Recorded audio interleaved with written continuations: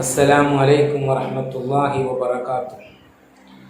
മഹാനായ മുത്തുനബി മുഹമ്മദ് മുസ്തഫ സല്ലല്ലാഹു അലൈഹി വസല്ലമ തങ്ങൾ ലോകത്തോട് പറയുകയുണ്ടായി, ലാ ഹൗല വലാ ഖുവത ഇല്ലാ ബില്ലാഹിൽ അലിയിൽ അലീം എന്ന ഈ ദിക്ർ 70 പരം രോഗങ്ങൾക്കുള്ള മരുന്നാണ് എന്നാണ്.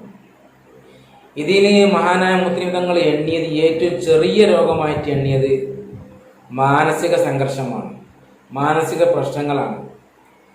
നമ്മെ സംബന്ധിച്ചിടത്തോളം ഏറ്റവും വലിയ രോഗമാണ് മാനസിക സംഘർഷം.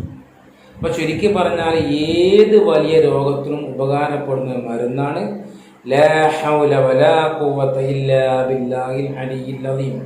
അതുകൊണ്ട് എൻ്റെ കൂടെപ്പിറപ്പിനോട് എനിക്ക് പറയാനുള്ളത്, നമ്മൾ ദിവസവും ഈ ദിക്ർ ലാ ഹൗല വലാ ഖുവത ഇല്ലാ ബില്ലാഹിൽ അലിയിൽ അലീം എന്ന ഈ ദിക്ർ ദിവസം 70 പ്രാവശ്യം ചൊല്ലാൻ നമ്മളൊക്കെ പരിശ്രമിക്കുക.